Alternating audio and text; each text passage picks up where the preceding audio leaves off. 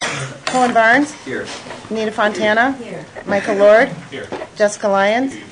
Tom Mattia. Here. Mike Verbeck. Here. Tracy Williams. Here. Okay, if everyone could stand, and these young men are going to lead us in the Pledge of Allegiance. So, gentlemen.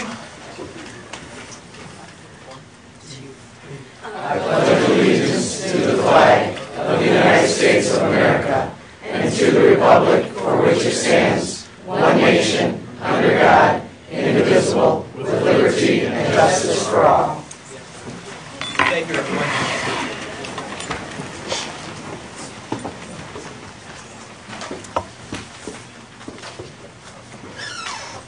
We are going to switch. You have public participation and recognition. We're going to switch B and have that go first over A. We're going to recognize the Huntley Middle School football teams. The Board of Education will recognize the 7th and 8th grade football teams for making Huntley Middle School history. They were the first Huntley Middle School football team to boast both a 7th and 8th grade conference championship. The 7th grade beat Clinton Rosette. I'm sure you guys were happy about that. Remember, they're going to be your teammates next year. 44-12, and finished with a 7-0 record. The 8th grade blanked Rosette. Boy, we have Rosette in here, don't we? They blanked Rosette 18-0 and finished their first back-to-back championships in school history. The 8th grade completed their middle school career by going 15-0. The teams are coached by Mr. Patrick Kiley. Coach Kiley, can you say a few words? I would. First, I have my 7th grade coach here, Matt McIntyre. 8th grade team, I said 15-0. First time, actually, 7th grade year, they were not scored upon on defense at all. Great year. Went into the 8th grade, had a couple hiccups, but came through in flying colors. 15-0, great year. 7th grade, did the exact same thing. They scored 242 offensive points against 12, and those are the 12 points that we gave to Rosette. Two great seasons. The future looks awfully bright. Coach, what I'd like you to do, the board members, we're going to stand right kind of in front of those chairs by Michael. And if you could introduce your players, we'd like to shake your hands and congratulate them personally. You bet. What I did was, instead of bringing the whole team, because that probably would have been a lot, Vic just got the captains. So we'll go 7th grade first. Running back, linebacker, Nate Harrison.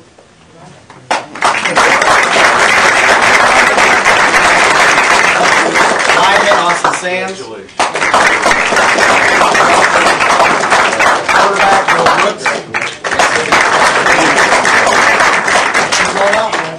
Those are the 7th graders. 8th graders, Jelante Young, running back, defensive line.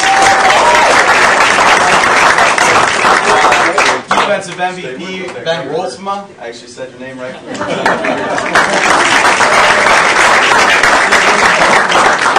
Our touchdown leader this year, running back and safety, Zurich Day.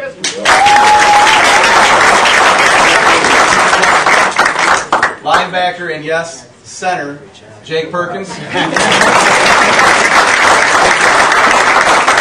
good football team has to have one of these. Okay, your pretty boy quarterback, Derek Hyler.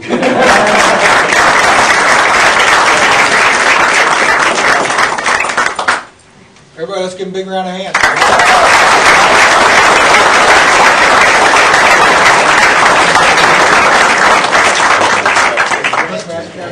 Thank you. Good job. Congratulations. What's that? Oh, I remember that. It wasn't. A few years prior. Awesome. Thank you very much. Coach Riley?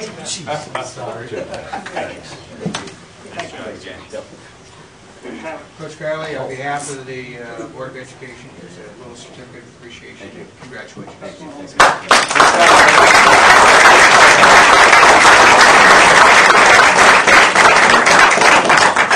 You guys can stay for the whole meeting if you want. I got homework to do.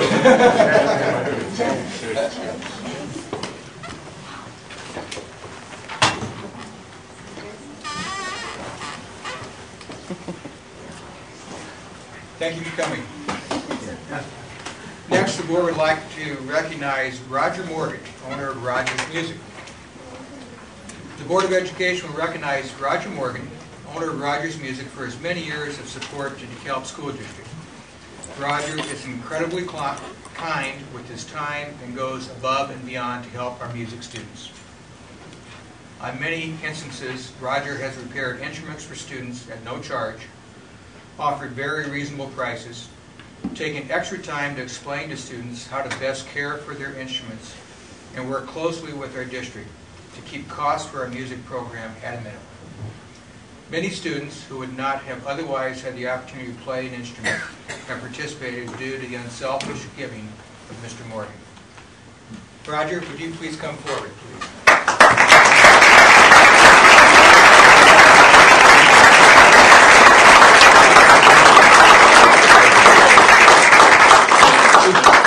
Before we do that, I'd like to ask Mr. Lundeen, from the high school, to say a few words. On behalf of the Instrumental Music Department, it's with a great sense of pride that I see Mr. Morgan recognized here this evening. You know, for the music department to be successful, I think the public generally sees what goes on with the students and the teachers, and people don't see all the work that goes on behind the scenes. In particular, keeping the instruments working. It's a lot more involved than most people realize it is. And Roger and I are again busy right about in about 2 minutes because it's an unending kind of activity, and he is really a very large asset to our community, and we're really very lucky to have him. So thank you, Steve. I appreciate it. Thank you very much.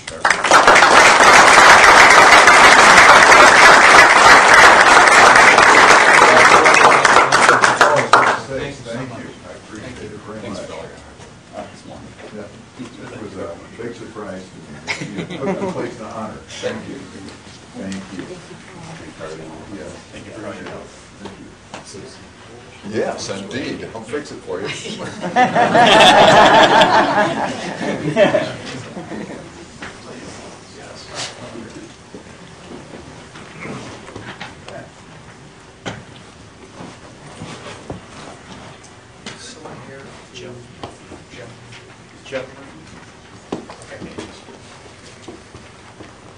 You want me to go up? I can stand there, right? Well, I'll just make a real quick introduction, and then I'll let you take over, okay? All right. The Board of Education will now recognize Maria Gamo. Did I say that correctly?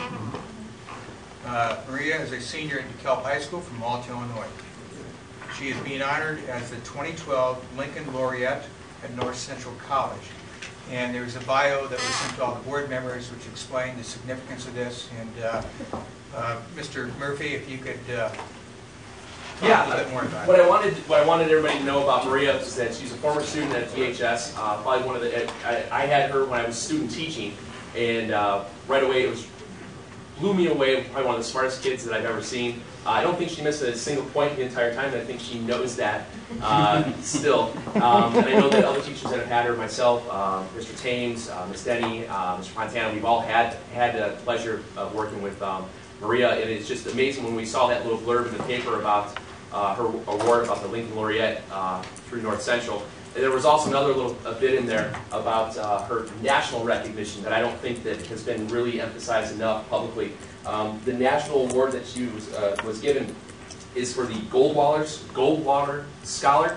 It is the absolute most highest, most prestigious award that you can get in the math and sciences to any undergraduate in the country.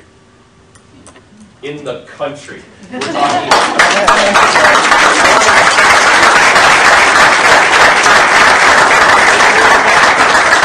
Just so we all understand. I have is a newspaper here, reporter? I have an article. Yeah. I have an article for you. Yeah.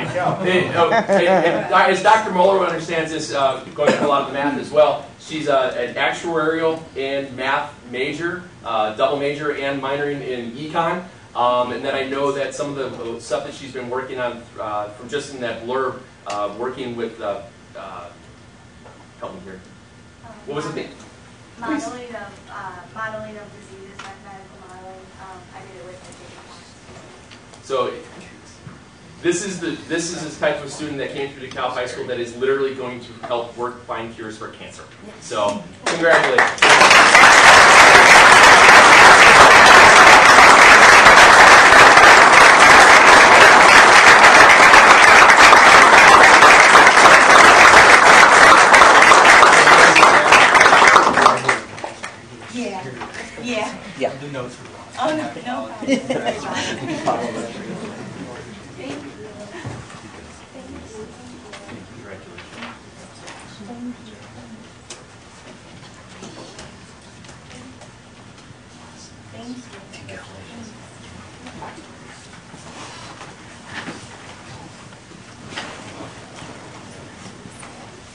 Next, we have recognition of Brooke Condon. I'm going to have Tim Vincent say a few words, but I'd first like to read this.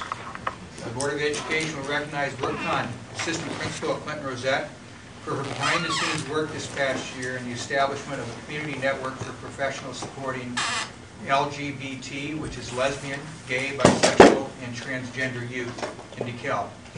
Brooke's effort led to the launching of the first 2 gay-straight alliance groups in middle schools in the state of Illinois. Brooke was also recognized by Youth Outlook for her work in this area. Just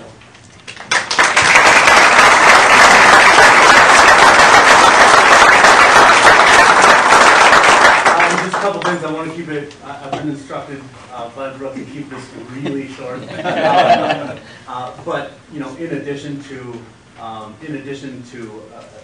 award like that, that she was recognized, you know, within the Northern Illinois region, the entire Northern Illinois region, and because, you know, largely because of Brooke, we have the only two gay straight alliances in the state of Illinois, a middle school gay straight alliance, and very few that even exist in the country. So that's where this award came from.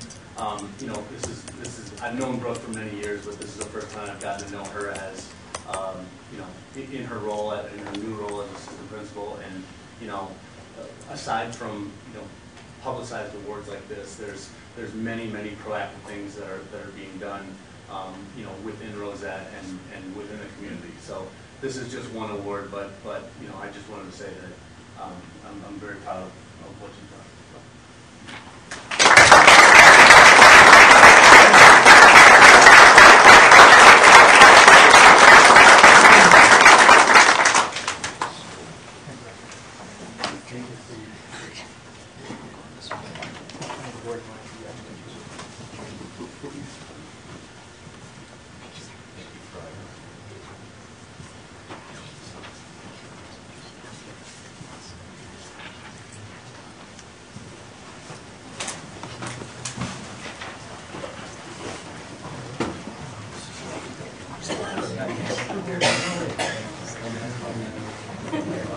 Okay, the next one I really am not a big fan of, but go ahead, Dr. Briscoe.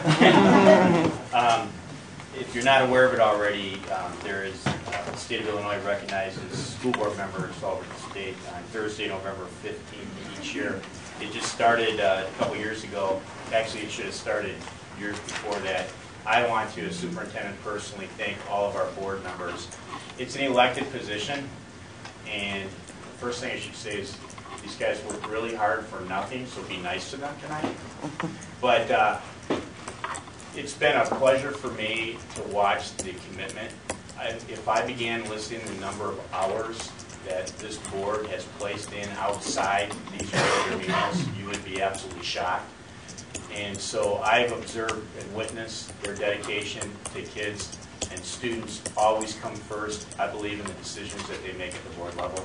So I want, as superintendent, to acknowledge their hard work and thank them for everything they do for our kids and our schools and our community. Thank you very much.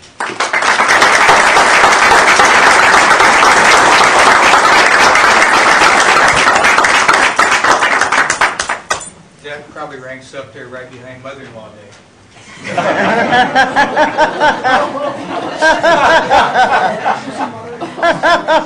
And I love my mother-in-law.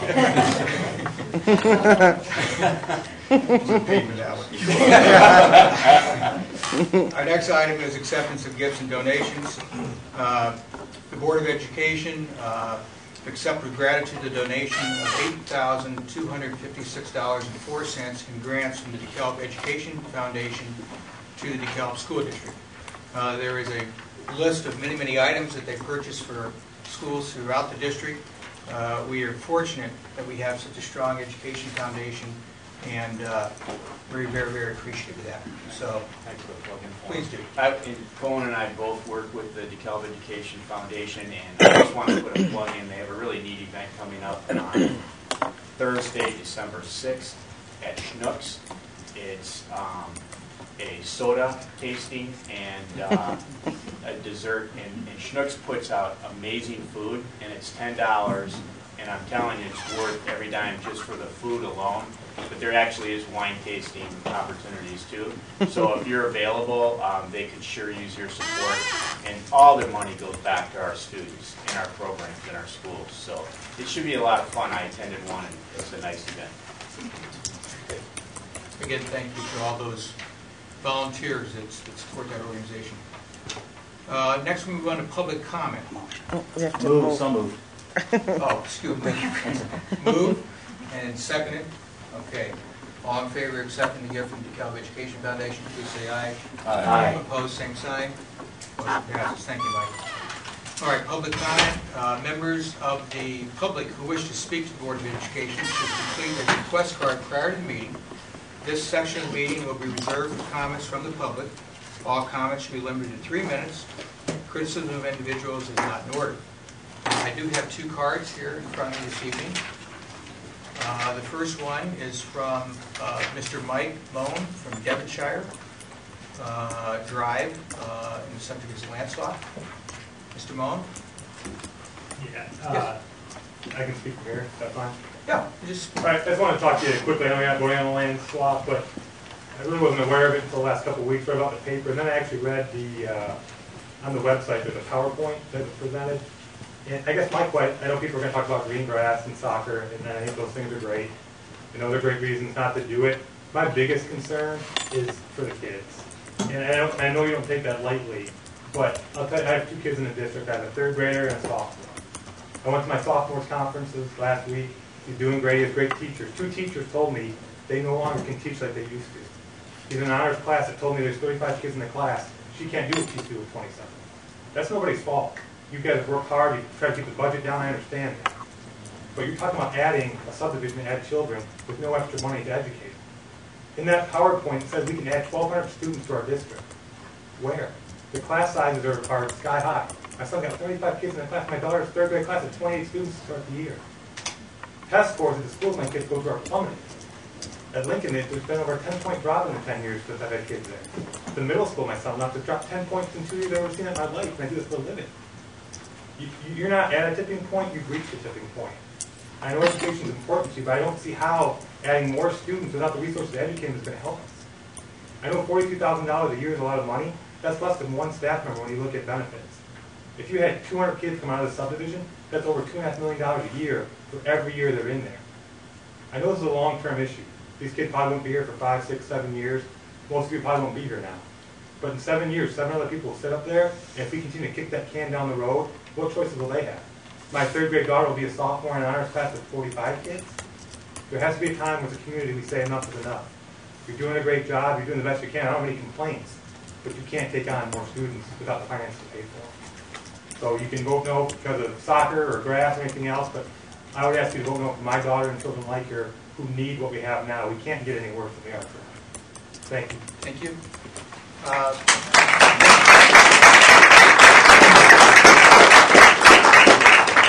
Brent McIntosh, Coach. My name is Brent McIntosh. I live at 314 Fairview Drive. That happens to be directly across the street from Kiwanis Park. I currently have 2 children in the district, one at high school and one at Lincoln. In a couple of years, we'll have 3 in the district. I want to make it clear that I speak for no entity associated with soccer. I speak for myself and for my wife and for my family. My purpose tonight is to just kind of paint you a picture of what goes on at that park on a daily and weekly basis and how vital it is to our community. And my hope is that you will reconsider this land swap.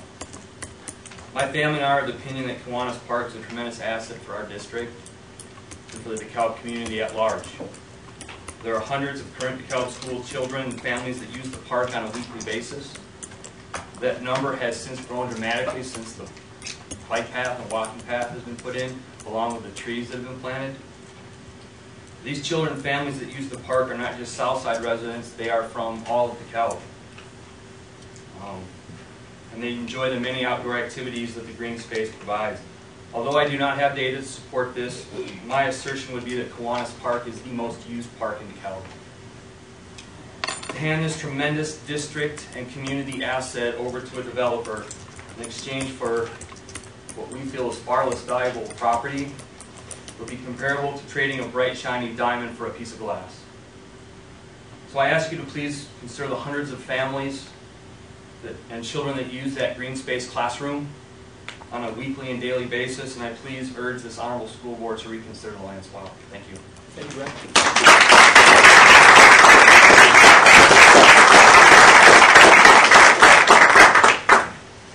Bessie Chronopoulos. Good evening. Gotta get the glasses on. Here we go. This is this is in regards to the land swap issue, and it's a citywide issue. There's no question about it. It takes a mayoral candidate in this city 239 to 383 signatures to be placed on the ballot. Petitions that have been circulated by many people, we have 200 in hand right now and counting.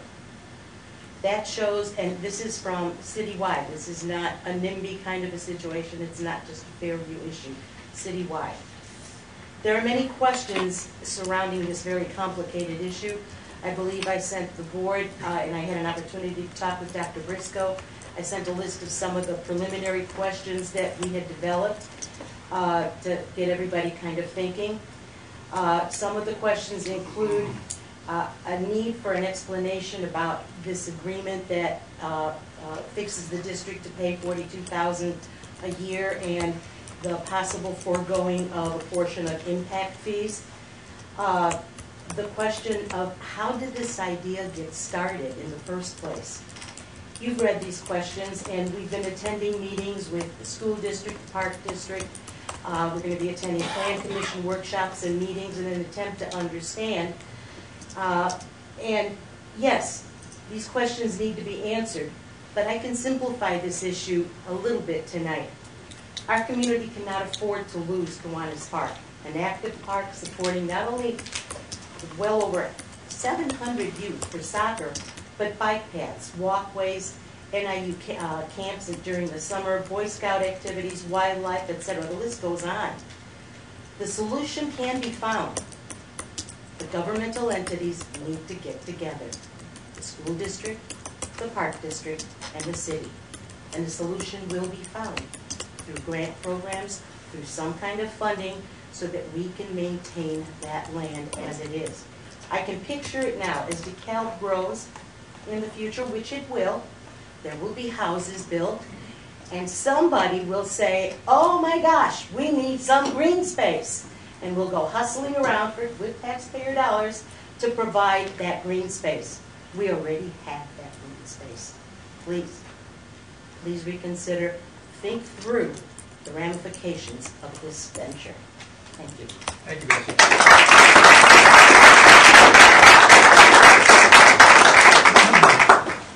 Okay, now we have board committee reports, correspondence. Any committee reports by any of the board members? Hi, Jessica. Hey.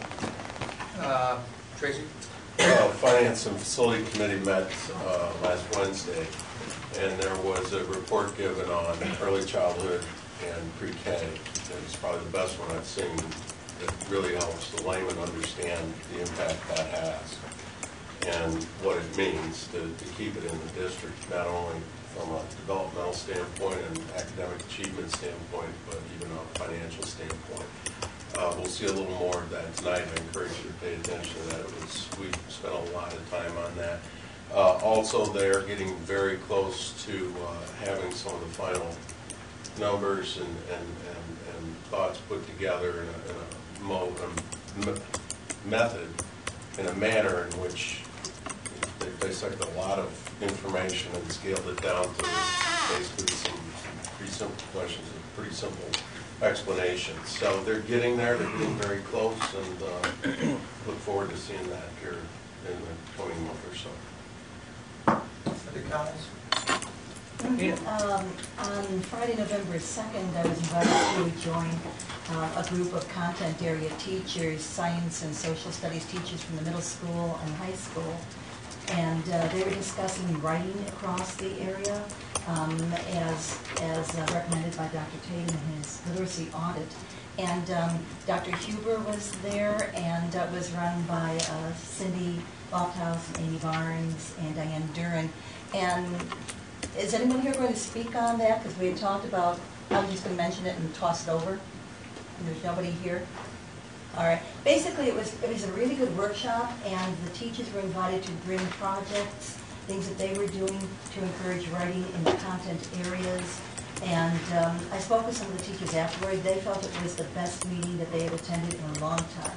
They got a lot out of it, and they were going to share the projects and put them into effect, and are going to meet again in the spring.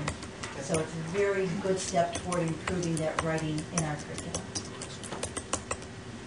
I had the privilege of facilitating an all-day meeting with about 15 to 20 members of the school district across different schools and administration.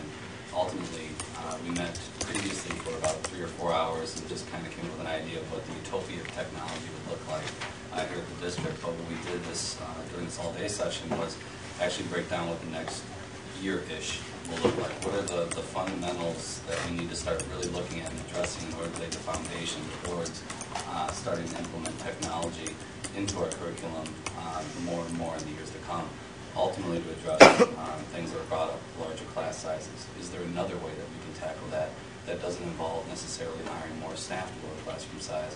Can we go at it a different direction? Maybe technology could be the way we utilize that. Is there going to be a time frame in which we see some type of report yet this year? Yeah, we're trying to meet later this week, potentially to start finalizing more of that. So. And then the district tech committee will take over a lot of this. Okay. All right. I'd just like to mention a couple things. We have kicked off negotiations with the DCTA, so that will continue. Also, I attended we meet monthly the multicultural committee, and we had an excellent meeting last night. We had a presenter from the DuPage Regional Office of Education, Dr. Darlene Russetti, and I'm going to make copies of all this stuff. She brought her presentation along and shared it.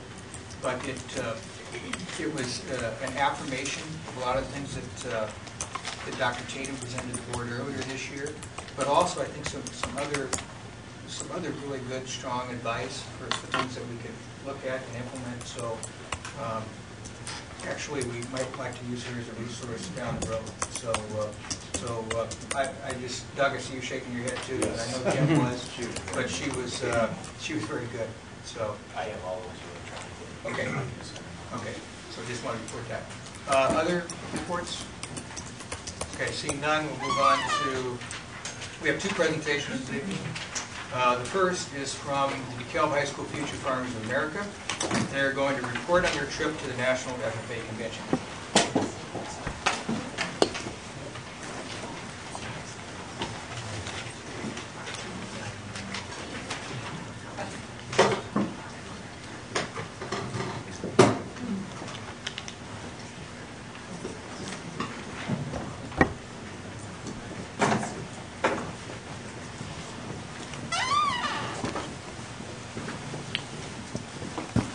Hey, hi, my name is Sarah Peterson. I am the agricultural instructor and FFA advisor at DeKalb High School, and I brought with me some of my students that are going to report on their trip to National FFA Convention that the board graciously allowed us to attend. Sarah, if you wouldn't mind, can the students stand kind of along this wall so we can maybe hear them as well, and then the audience can?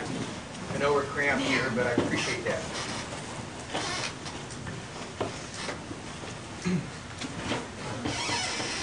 Hello, I'm Nate Keller.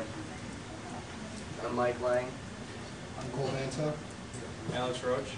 I'm Katie Arn. I'm the secretary for the chapter. I'm Justice Florett. I'm the chapter reporter. I'm Evan Perlick. I'm the chapter historian. I'm Dakota Howe, and I'm the chapter sentinel. I'm Eric Gummel, and I'm the chapter land person. And I'm Nick Barrett. On on behalf of our chapter and everyone here, we'd just like to thank you for the opportunity to go to the FFA National Convention.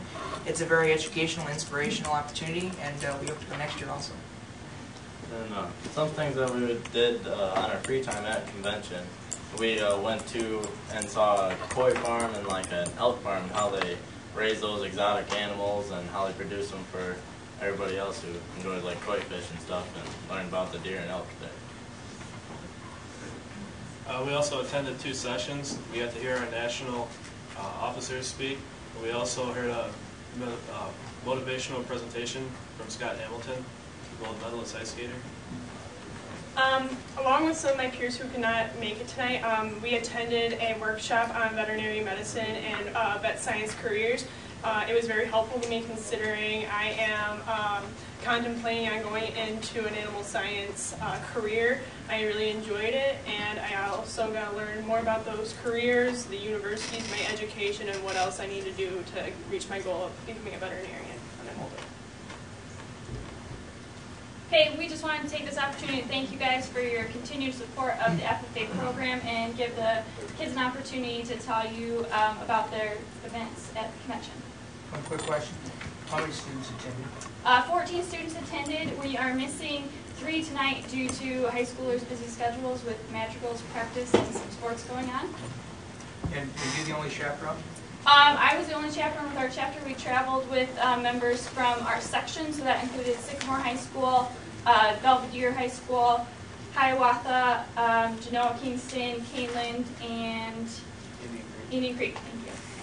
Did everybody behave? Yes. The only reason I asked that, in 1979, I took a group of 8 students down to the FFA convention in Kansas City, and I was a student teacher, and the teacher told me good luck. It was great. I'll never forget it. I'll never forget it. Sarah, quickly for those that may not be familiar, would you explain just briefly how you guys are starting to venture into aquaculture a little bit? Because Dakota mentioned koi fish, and maybe you could let these guys know what. Sure. Yeah, it was really educational for us to go to the koi fish farm because they raise fish indoors all year round as well as outdoors in the ponds. And in our greenhouse system, we do have an aquaculture setup there that we are just getting to work on. Actually, I'm just working on my aquaculture unit in animal science. That's funny you mention it. So we will be raising fish in our greenhouse soon. So it was a good chance to see for the kids a large-scale fish farm where they raise millions of koi and goldfish every year. And then take it back to our greenhouse to raise a much smaller quantity there. Any other questions? Thank you very much.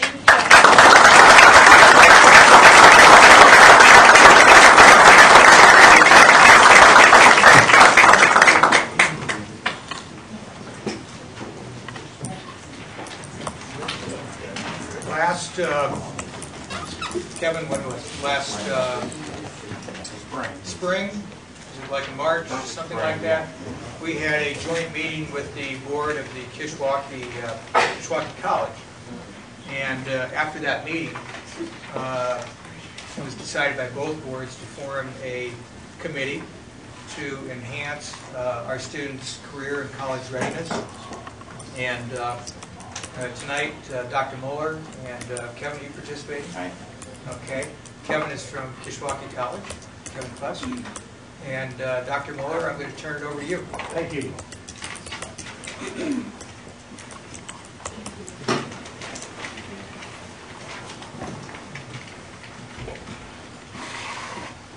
Thank you very much for allowing us to present tonight.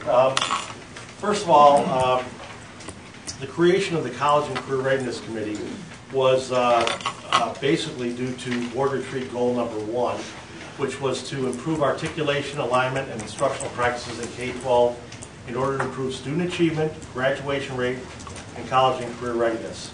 So our first charge was to address mathematics K-12, and so to do this, we first wanted to form a committee with a good number of stakeholders that we felt represented the math programs, taking a holistic approach. We had 2 elementary teachers, 1 primary, 1 intermediate. We had an elementary principal. We had 2 middle school teachers and a middle school principal involved. And then we had high school teachers and high school administration involved. We had Kevin Fuss from Kishwaukee College, Associate Vice President. Kevin actually worked with us on doing research and looking at our 2009-2010 graduates and that moved on to Kishwaukee College, and there was over 260. Yeah, about 260. About 260 students, so it was a robust group of students, and he was able to look at how those students. We looked at the sequence of mathematics and humanities courses they took at the high school, and then how they ended up doing it at Kishwaukee College. How many of them needed a remedial, and that's that report is actually Appendix A in your the entire report.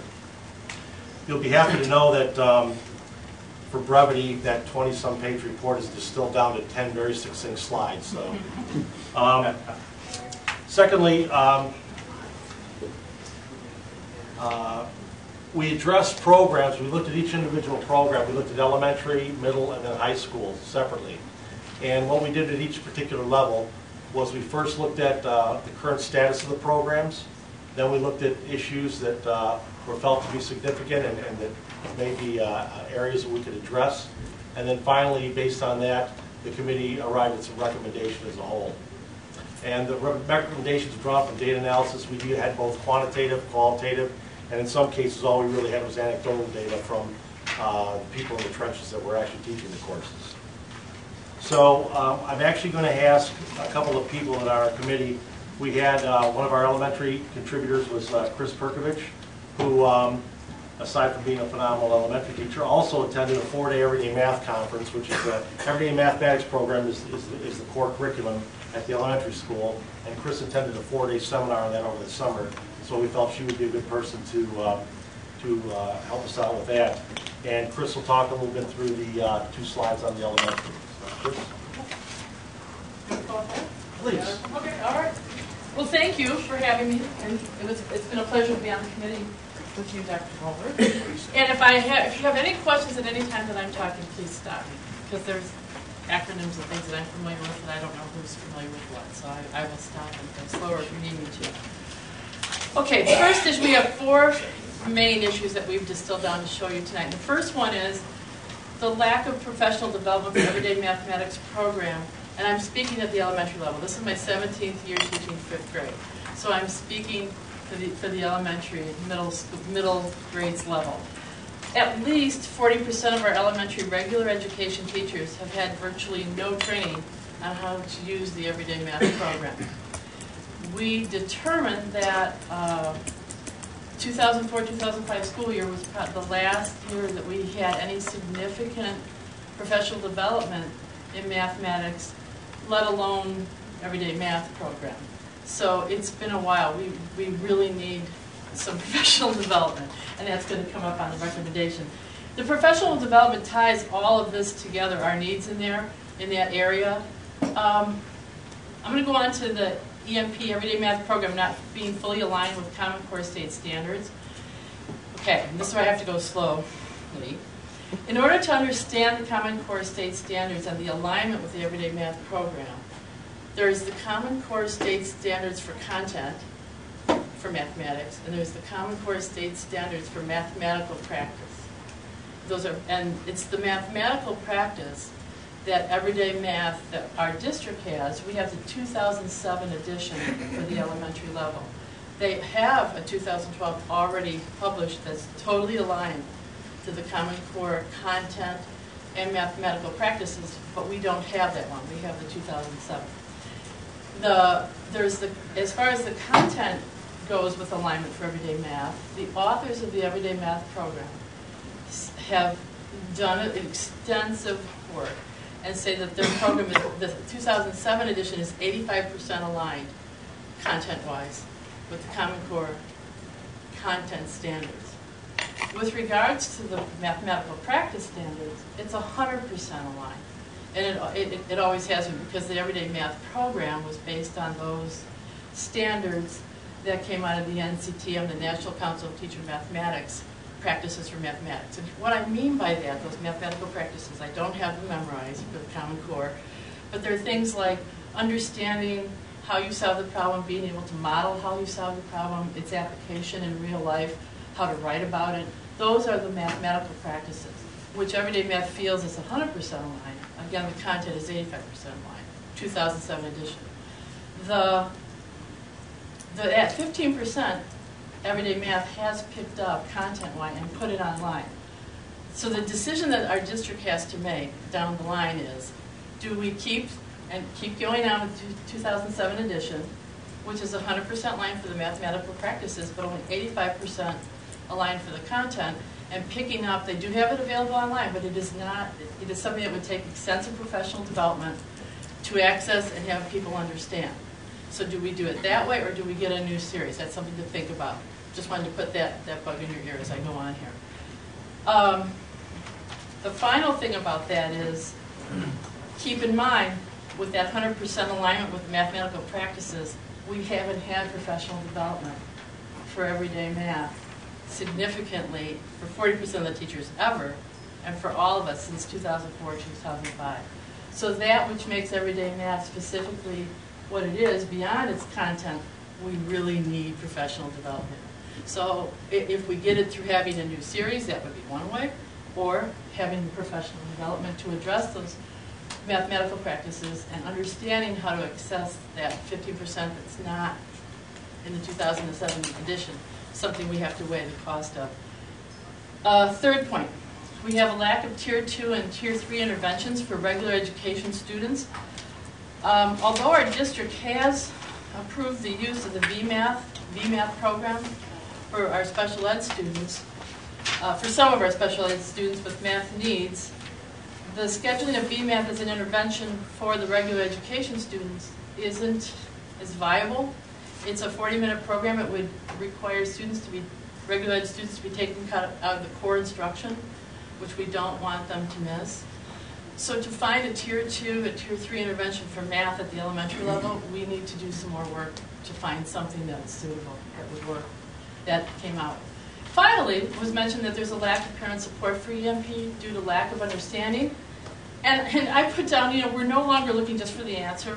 We want to know how you got there. And especially with the writing that you were talking about, writing about math is technical writing, and it's something that you have to be able to explain how you got your answer. And everything that we see coming towards the Common Core standards and how they're going to be assessed has to do with students being able to talk about how they got there. And that parent support, parents need to be educated too.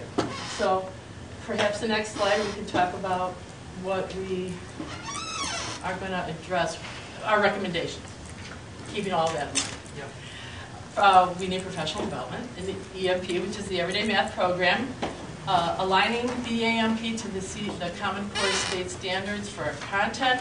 Like I said, it's all been done for us by the authors. It's online by Everyday Math.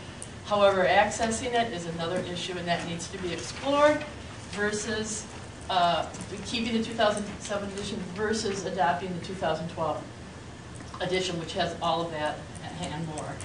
Developments of appropriate Tier 2 and Tier 3 interventions, that needs to be explored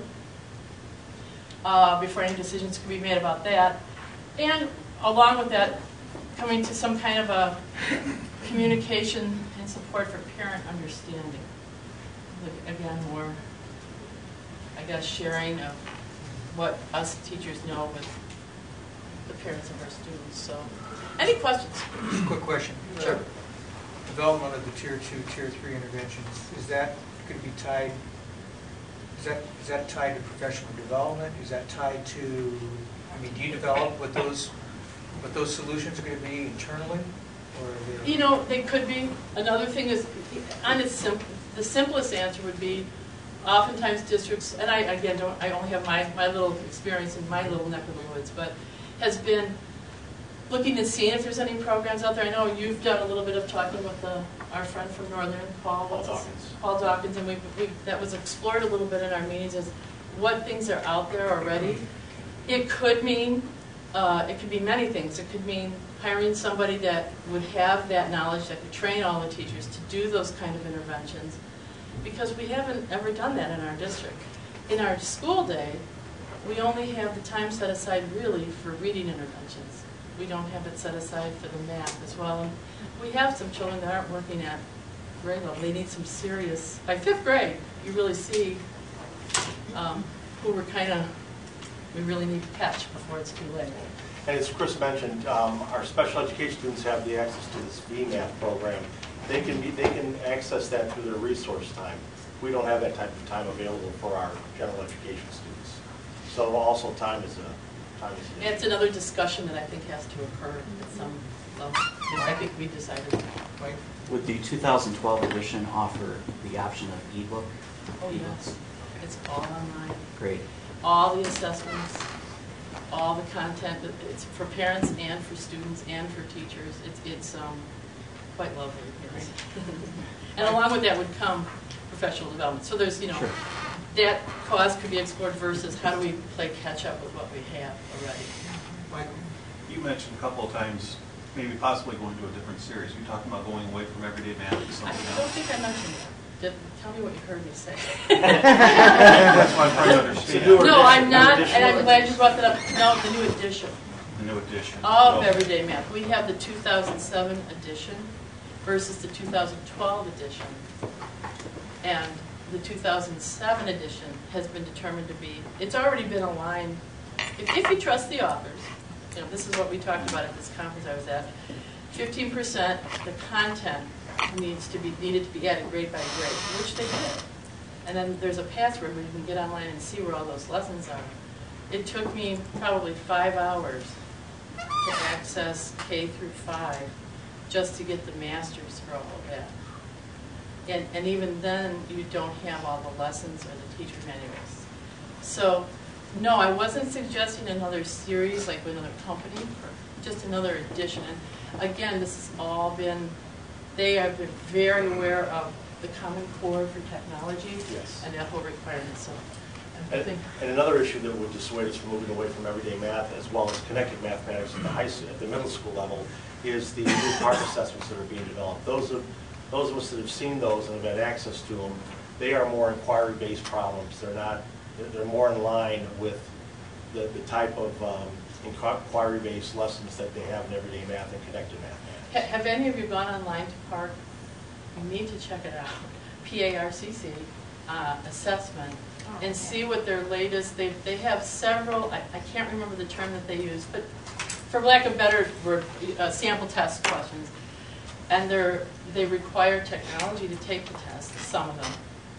And additionally, they require writing about your thinking, how you got there, all those mathematical practices that the core represents. And oftentimes when we're talking about the core, we're just talking about content and we forget about those mathematical practices, which have always been there.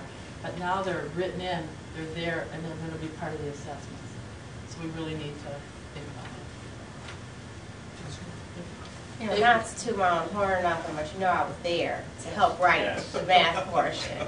But these things, basically with the math interventionists, I know that during those conferences, that's what we were talking about, that the use of technology, because when we created those questions, we utilized iPads in order to even create the questions. When we were saying we need that technology piece, in addition to, a lot of them said, there were mathematicians, were saying that more schools need math interventionists. Somehow we need to figure out how, because in order to have those tier 2, tier 3 interventions, you need a math interventionist. And they were talking about how many, because they said like 40% of the faculty haven't been exposed to that. And that's what they were stating, is that you'll Let need alone that being an math. interventionist. Exactly. And it was like, you need math interventions because a lot of the, elementary and maybe middle school teachers need that support as far as how to implement this, which was... Where was this at? Oh, Common Core standards. I felt right. Oh, nice. All right. We got the insight.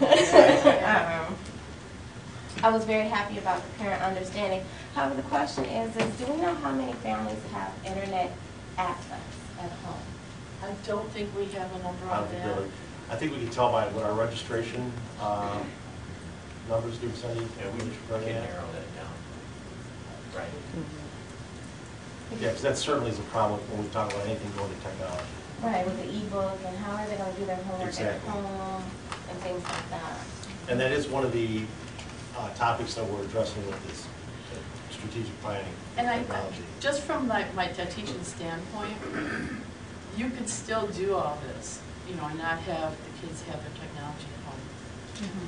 What it is going to be in the first level so useful for that I can see at having that technology component of an everyday math program is that assessment thing. Gather the data like we do with our reading series. Everyday math has all that. It's all been done. It's done now. It's just not, what we have isn't online, but we have what we have in our district, but it is online. Okay. So that's another thing that we could do all this, but it's that assessment piece that the first that technology will be really helpful for us. Get immediate feedback. Yeah, to help the kids learn, keep learning. Cost difference between. I don't know. Oh, okay. I don't know, and you would have to have a discussion on what you're comparing it to, the addition versus training somebody. These are just coming out now, and we're going to also talk about connected math, their version 3, and that's not even on the market yet. It's supposed to be marketed soon, so we don't have cost estimates on that yet. And Everyday Math came out in September. The 2012 came out in September. Thank you very much. Next, for the middle school piece, we'd like to have Mr. Tim Vincent please come up and talk about that. What you'll see is a lot of the, some of the same issues came up with the middle school discussions, and the elementary. A lot of similar things. Just so we know or kind of have an understanding, the everyday math, being it's a K6 program, we use it in this district K5, and then we switch 6, 7, and 8, do connected math.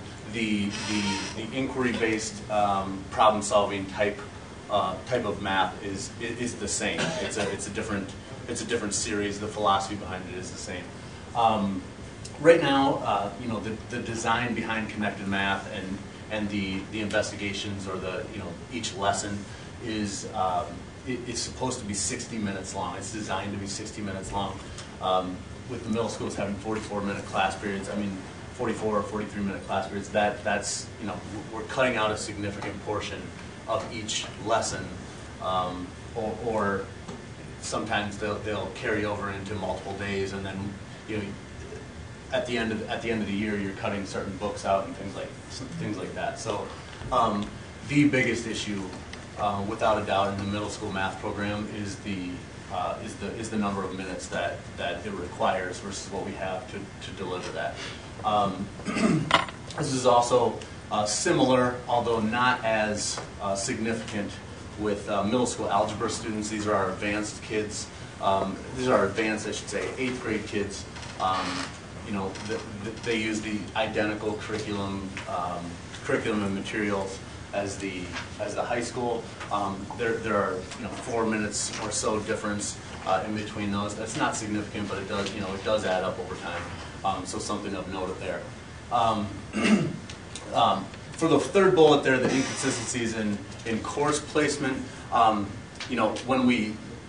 When we started discussing that, this is a change that can easily be made, and honestly just takes will take next year's placement by the time we get the test scores and criteria. Bullet 3, I did want to note, is really taken care of. There was between middle schools, there were a couple different criteria to place kids into the advanced classes at all 3 grade levels.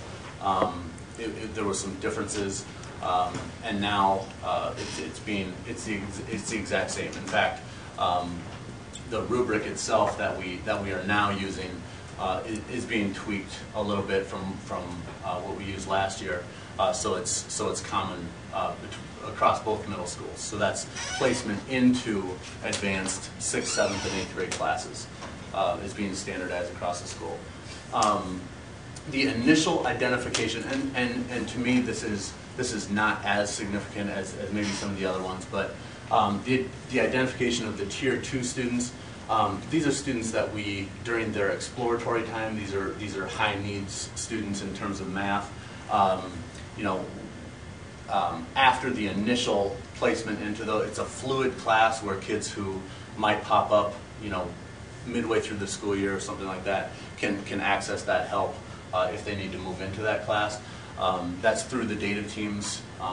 That's through the math data teams that we have every 6 weeks or so. So the initial placement was different, but I also wanted to say that it is, again, it is the initial identification has been different between the two middle schools. It is now the same, and they all come out of data teams now. And then this is the identical problem as the elementary with everyday math, but the CMP2, the curriculum that we have right now is not fully aligned with the Common Core. A couple things on the as far as the recommendations with that particular one is, again, there's a new series. You know, CMP Connected Math has more or less adjusted to the Common Core by giving either kind of an addendum to CMP2, or coming out with a Connected Math 3 that's aligned fully with the Common Core. So as it stands right now, it is not. The recommendations is, and again, if we were to weight these, more math minutes is going to be significantly higher than the other ones. But 15 more minutes of math just to get to the where it's designed to be, how it's designed to be taught, basically. And then we're looking at, another recommendation would either be that CMP3 would be ideal, or the addendum on CMP2. And then with any new book series or any change in book series, we would be looking at professional development again.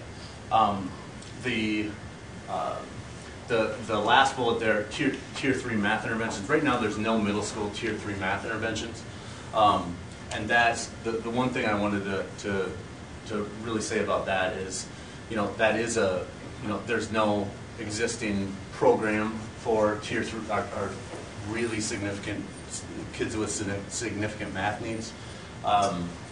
We can identify those students. We quite honestly don't have much to give them in the intensive tier 3 manner. We don't have that intervention, and if we did own that program or that intervention or something that was really good, we'd be looking at a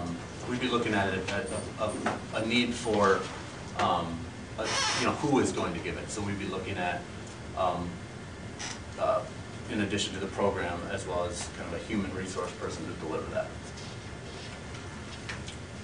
Michael?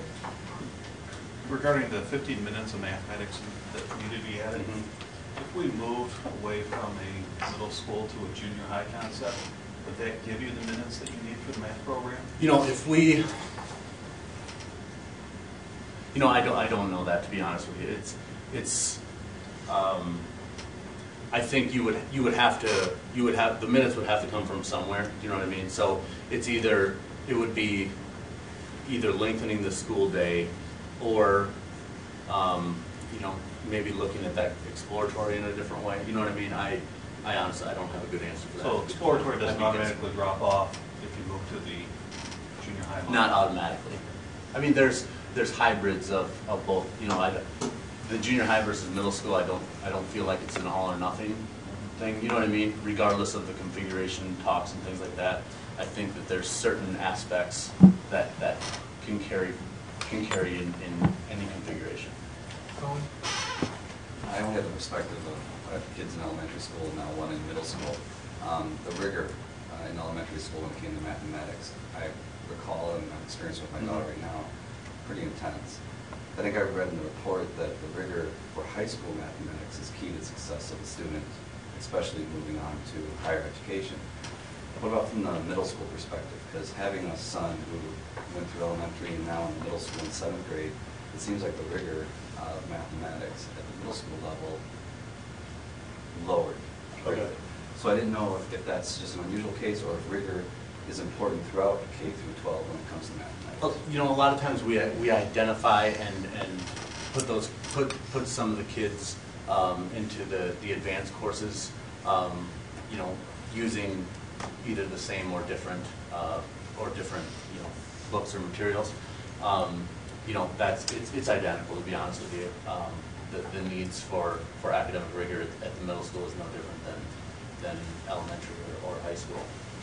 So it's, you know, it's a different type of math, you know what I mean, than even in the last decade or so. It's really a you know, an investigating kind of problem-solving type math.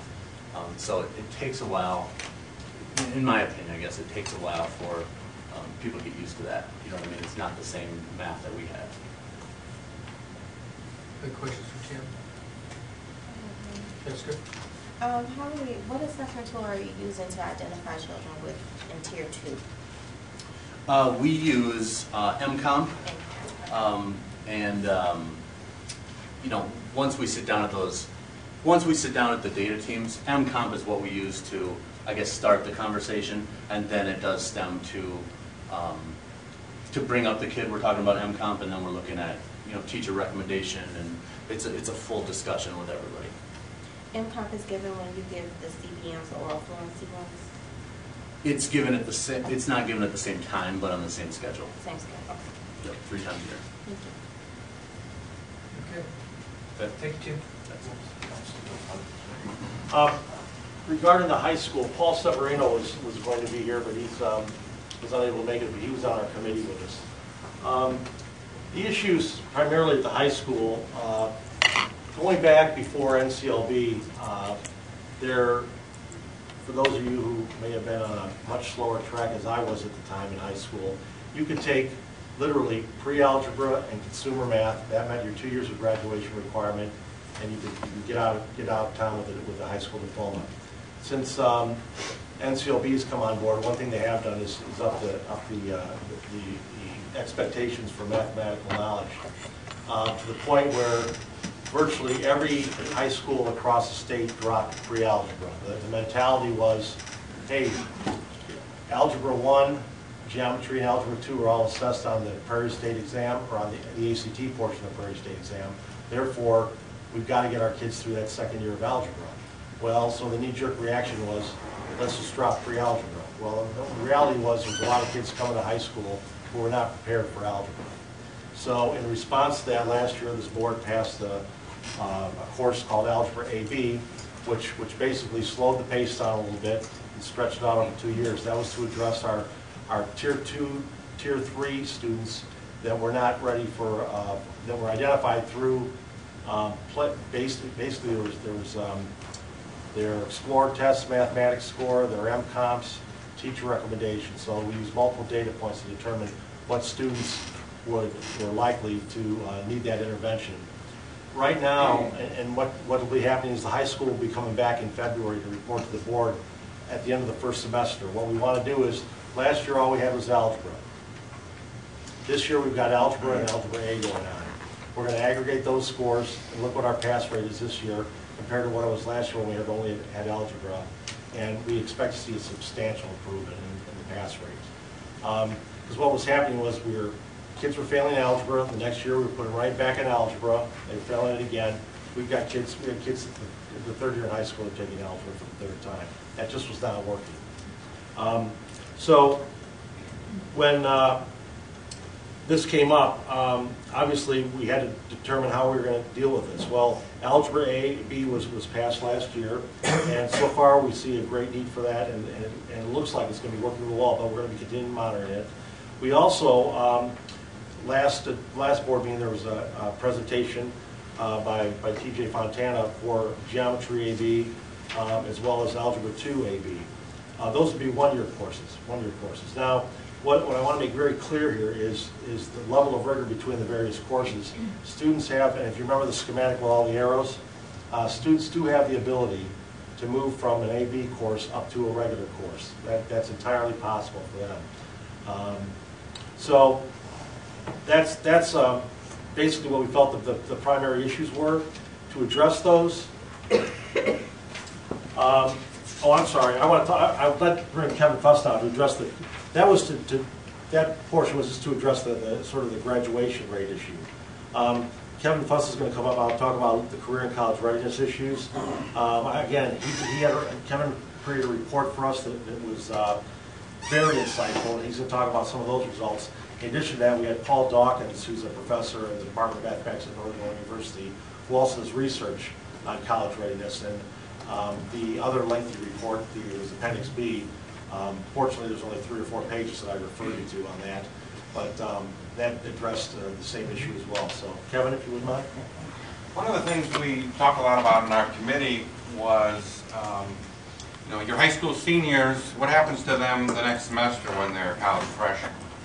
And really what we focused on even before, as Doug talked about, even before the committee was, what courses do they need to be taking in high school to be successful in college?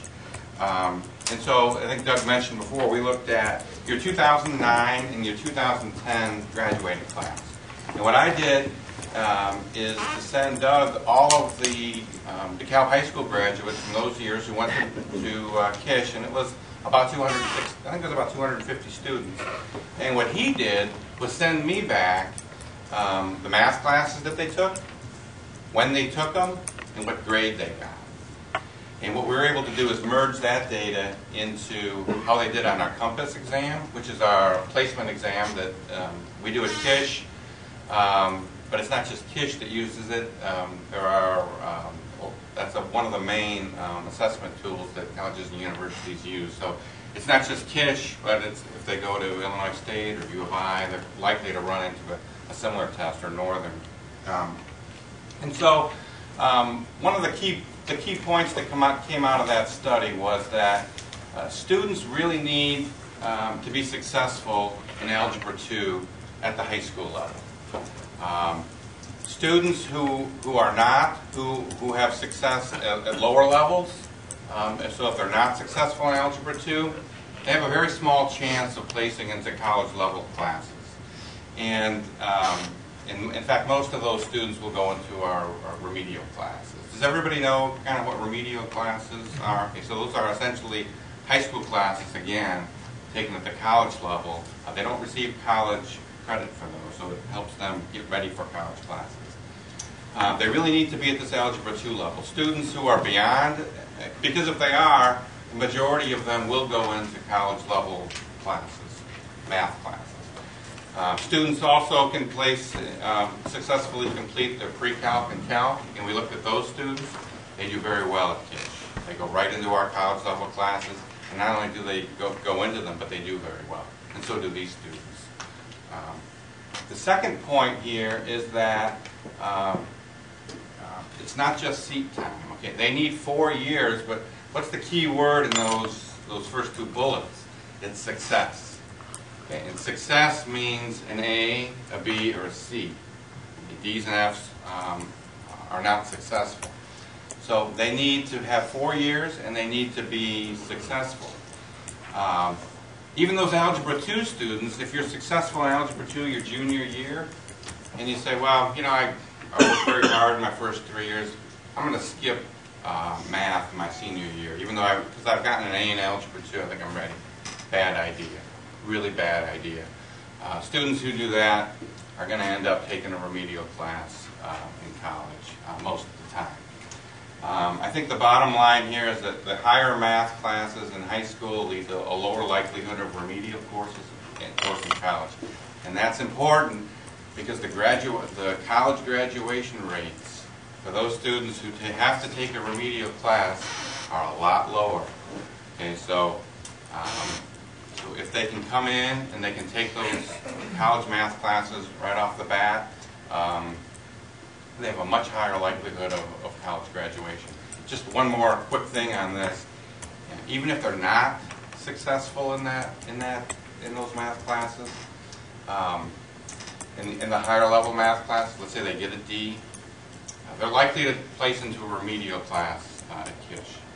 But even if they do that, those students who did take that higher level, they tend to place into our highest level of remedial math. We have 3 levels. They tend to place into the highest level, which means essentially you just have to take 1 math class and they move into college. And those students do very well in that remedial class.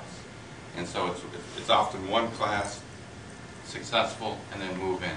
That's why it's so important for them to take that higher level math in high school. And if they can get to that Algebra 2 level, that's the key. Questions or comments on that? Okay, thank you. Thank you. As far as our recommendations, we feel strongly, and this is already ongoing, but continued support with the teacher collaboration through our PLT work at the high school. That's been a tremendous asset to not only the mathematics department, but all our departments in terms of getting our curriculum aligned with the new Common Core state standards. Progress monitoring the effectiveness of mathematics curriculum. You're going to be taking a vote later on approval of a couple of other math courses. Again, we're going to make sure we're progress monitoring those to make sure that those are effective courses for our students. All students best served by successfully completing 4 years of mathematics in high school. This was very clear. It was especially clear in the NIU report that students who waited out their 4th year and did not take a 4th year of mathematics in high school were much more likely to take a remedial class in their 1st year of college. In fact, in response to that, that was the statistics course you approved last year, which we've got 3 sections of this year. We've got 3 sections of students right now taking statistics their senior year who might otherwise have not taken a 4th year of mathematics because they might have been afraid to take pre-calculus or AP calculus, which were the only other offerings we had at the time. Allow mobility between the high school level mathematics courses. Again, we might have a student who's in Algebra AB, but if they're doing well when they come out of Algebra B, they can certainly track into the more rigorous proof-based geometry class. And finally, as an ideal, we would love to see the Algebra AB courses have smaller class cap sizes on them. You know, again, I can't say how much that this, I think our statistics class this year is going to bear out. I'll be anxious to see next year. We just got an update on our class of 2011, how they ended up. Matt updated the report on how our students of 2011 fared in terms of passing and getting into either college level courses or remedial courses. I'm really anxious to see how it's going to look next year when we have a much higher proportion of our seniors taking a 4th year of mathematics. So, any questions at all? That's pretty much the end of our presentation. You've got the report, and if you've got questions you'd like to address to any of us here. I guess I've got a comment and a question.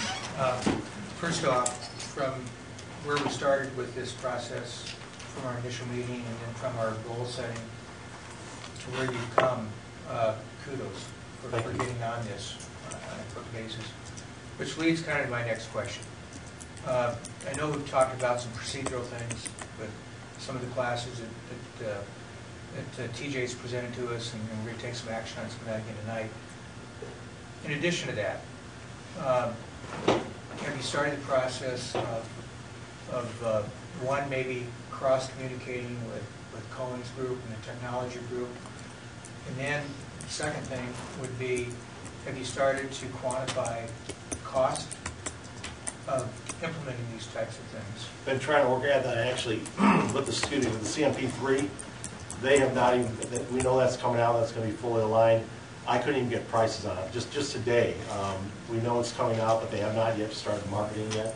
But we will be on that as soon as those prices become available. I think we heard some things in here about time. We've heard some things about training, those sorts of things. So and in the report I mentioned, for example, specifically, at a minimum, 1 full day of grade level articulation for all elementary. That's on the current program. If we went to the 2012 edition, that would require more, especially with the technology component. Well, my point is, we just need to try to identify costs associated with it. Is it an annual cost?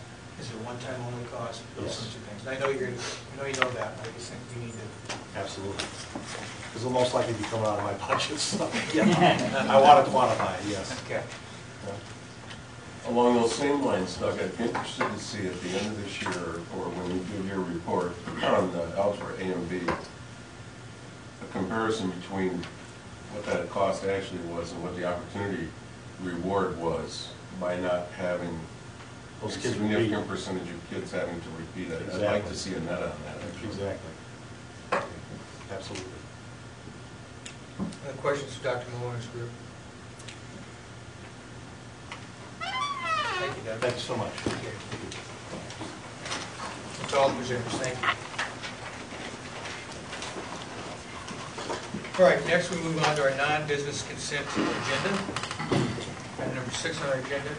It's been recommended that the Board of Education approve the non-business consent agenda, items A through G. Do I have a motion? Second. Moved and seconded. Roll call, please. Cohen Barnes? Yes. Nina Fontana? Yes. Michael Lord? Yes. Jessica Lyons? Yes. Tom Mattia? Yes. Mike Burbick? Yes. Tracy Williams? Yes. Motion passes. I would like to make a comment about an item that was in our non-business consent agenda. One of our very own, one of our teachers at DeKalb High School, Amanda Christensen, was elected regional board superintendent. And Amanda, we saw your resignation within the consent agenda, but I do think you should be recognized for your service to the district, and just want to make that public statement this evening. So, would the board members please join me in thanking her for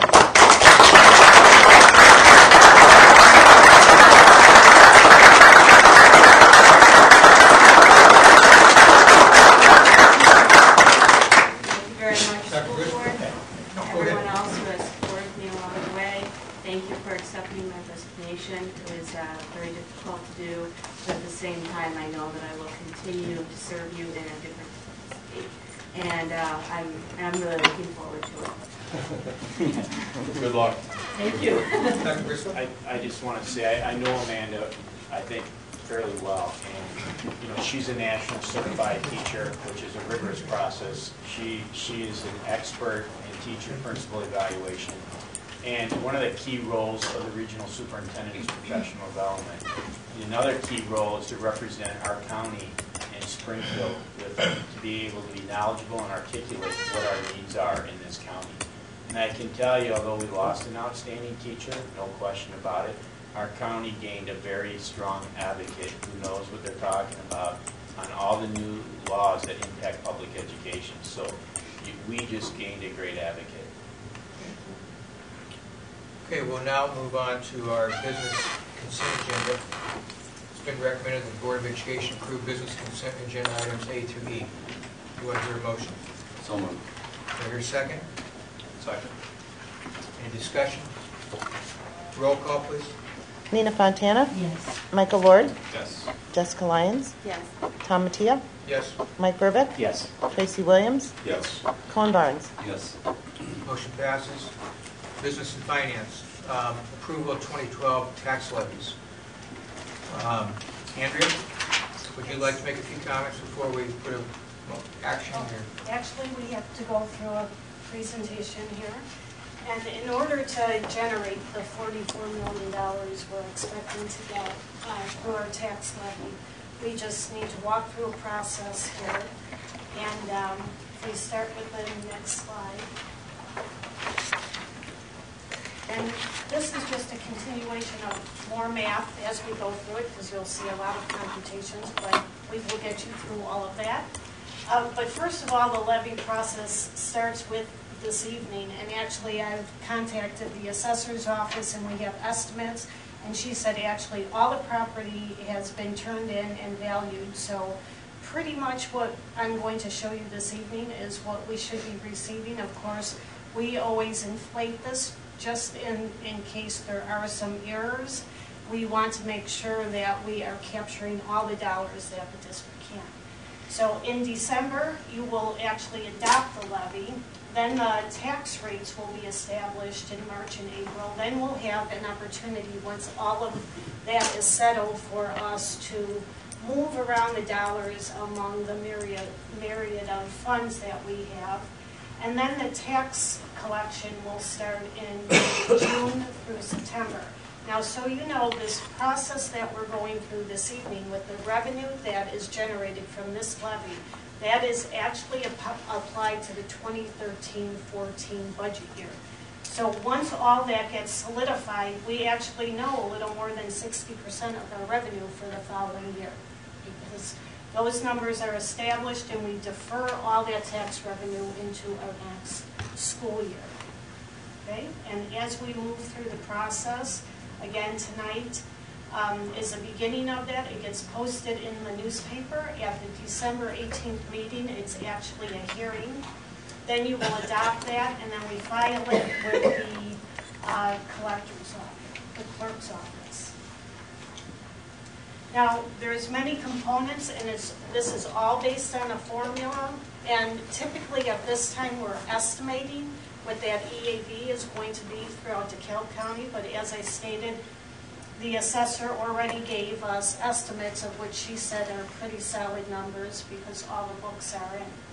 So we walk through this process. One thing I do want to draw your attention to, because we are in this declining market of property values, and just how impactful this ends up being to school districts, and what this ends up meaning as we have this continuation of this declining EAV. So one statement you'll see on here is that from 2008 to 2012, we have seen a loss of $139,385 of property value. And the district and all school districts have maximums who are under the property tax cap known as PTEL.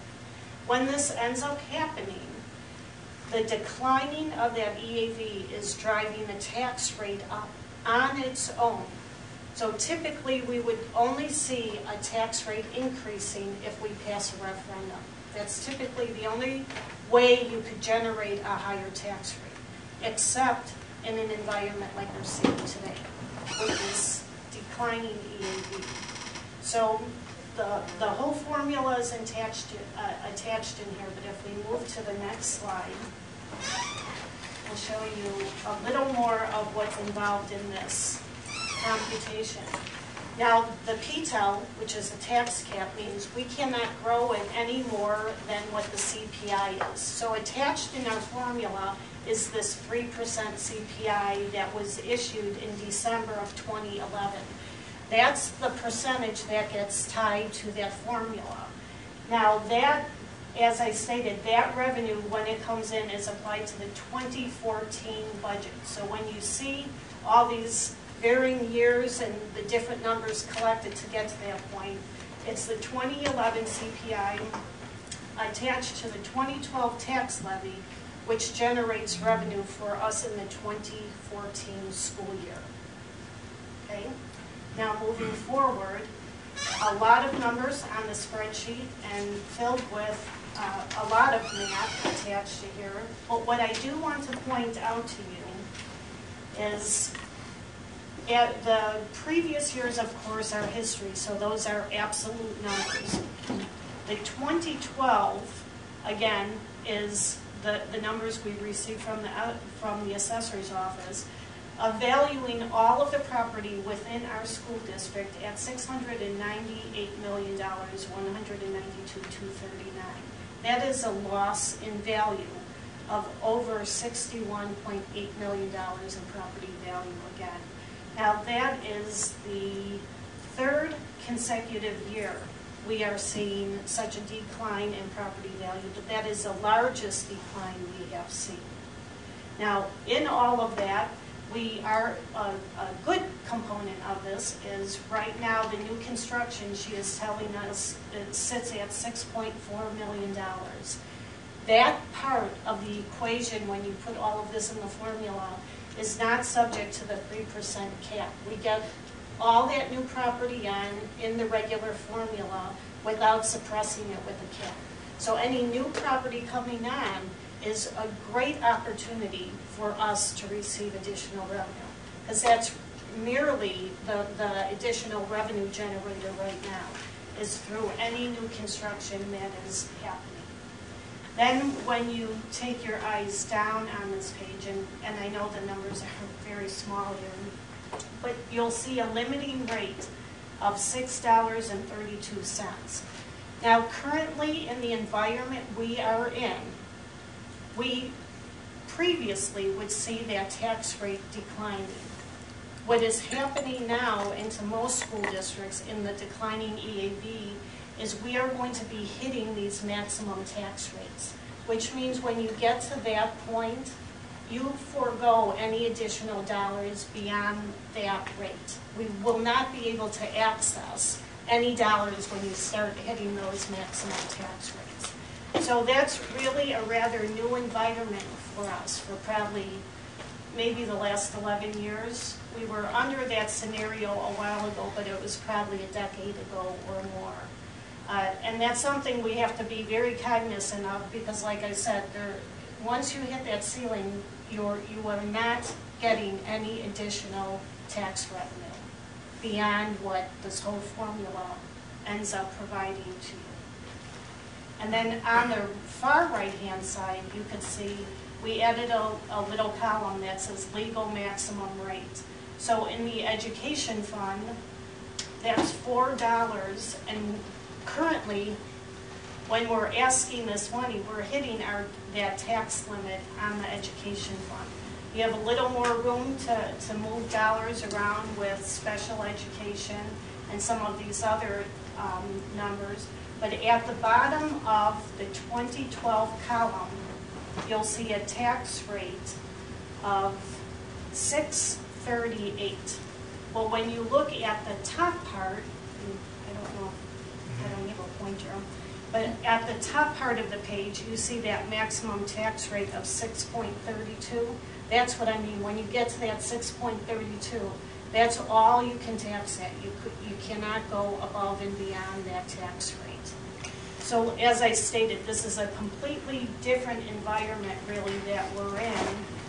And then on the bottom, what we do just to safeguard the district, to make certain that we're capturing all the money we can, we just added on the $441,000 in the event that there's still some adjusting that has to happen through the assessor's office to get us any additional money that would be out there. Then the next slide just walks you through briefly all of those numbers that we just looked at. So our operating levy last year was a $42,451,000. The current request is the $44 million, but that is inflated. More than likely, what we will see is the bottom part where you see based on EAV estimates, which means that would generate $1.68 million additional to our budget for the tax levy. Then the next slide is all the information that the assessor provided us. So this is, in reality, more than likely what we would be seeing. And the one component that I would like you to recognize is that 2012 EAV nearly sits today at what our property value was back in 2005. So in a 3-year period of declining property values, we have already slid back to the 2005 value of what this property was in DeKalb County. I mean, I personally can't tell you that I understand that completely from the perspective of the declining EAV and the rolling effect of a 3-year, how it pushed us back to 2005 this quickly. But it did. So that's where we sit today.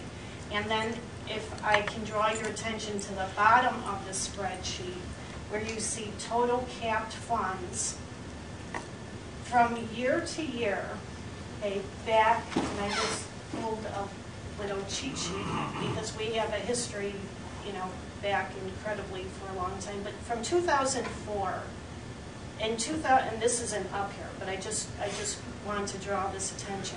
In 2004, our tax rate was $4.94. In 2005, it declined to $4.87. In 2006, it declined to $4.79. That is what was normally happening when your EAV was growing. Now, when you look at the bottom of this page, now again, just to be clear, this is without the referendum. The tax rate I'm talking about is not inclusive of bonds right now. The tax rate on its own has now jumped from actually 2008, it jumped a nickel in 2009. From 2009 to 2010, it went up 45 cents. And from 2010 to 11, it went up 38 cents. This year, just on that tax rate, we are seeing a 74-cent increase to our tax rate. That is without the bonds, again. So it's clear, when you see that increase in that tax rate, that is not because of a referendum. That is solely because of the declining value in our property. The very bottom of the page has the tax rate for the bonds. And the bond from last year was at 62, almost 63 cents, now up to 67 cents. So about a nickel of an increase is attributed to the bonds for the referendum. And I know all of that gets very confusing, but if you look at it in little parts and pieces and components like that, it just draws your attention to how different this environment is right now. Now, the next page, we just give you a historical perspective of in the year 2000 where we sat for total values in DeKalb County and how that was broken down between residential, commercial, industrial, railroad, and farm. And then where we currently sit at the 2011 year. So the burden obviously is on our residential homeowners to the tune of almost 62% of that total tax levy. The new piece that had been inserted in there, and that I believe that was about 3 years ago, is mineral, which is the wind turbines.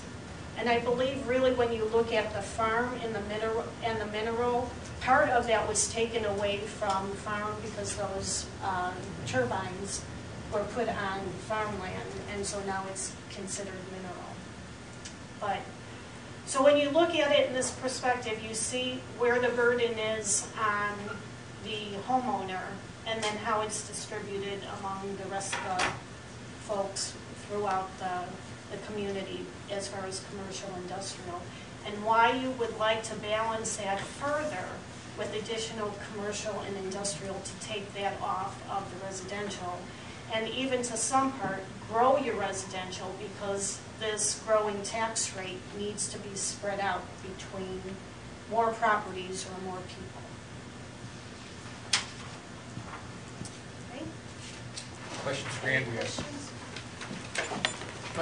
Andrea, was PMA factoring in a 5% decrease originally on EAB? What are we looking at over the next couple of years through PMA?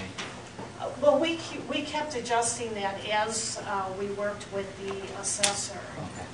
For future years, though, she said she probably would think that there could be a 5 to 8% decrease next year as well. And with a follow-up with property taxes, we have students, Dr. Briscoe, correct me if I'm wrong, how many students do we have coming to our district from non-property tax paying NIU? Do we know from Northern View how many students are coming to our district? I don't know in total from NIU, but the Northern View piece alone, I think, just generates about 8 students. 6 to 8 students of those new apartments that they built by the So it's 8 students, but we're not collecting any dollars in property taxes to provide for them. At what point should we sit down with NIU to discuss a pilot, a payment in lieu of tax to be able to properly support those students? Just a question, I guess, for you, Dr. Briscoe, or the board. How do we address during these times that particular issue? Discussion for future meetings. Yeah, exactly. Any other questions for Andrea? Comment? I Yes. don't like her presentations. I've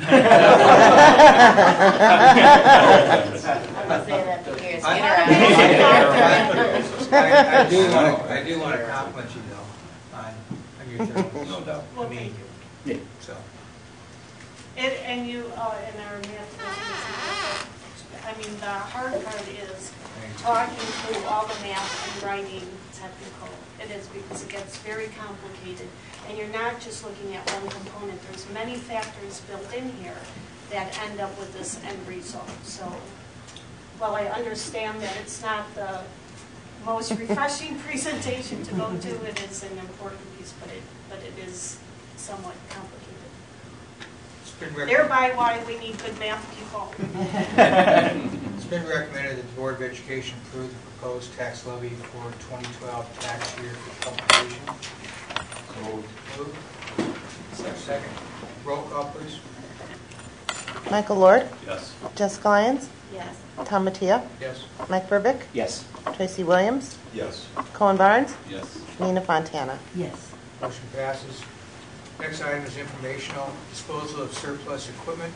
Tammy? Thank you. The maintenance department has 4 different vehicles that we are just asking for permission to dispose of. 2 of them are the bucket trucks I brought up last board meeting that we have received approval tonight to replace with 1 used bucket truck. And then we have an old minivan that was used for transporting of food between Malta Elementary and Old Wright that is not working any longer, as well as one other vehicle, which is an old Dodge truck that was used for plowing most of the time, and we put enough money into it that it's no longer running, and there's no reason to put any more into it. We have enough vehicles. Over the years, we've had approval replaced. So at this point, we're just asking, providing information and asking for approval at the next meeting to dispose of this equipment. Any questions, Tammy? Just one comment. Thank you for bringing this forward and not starting on coffee.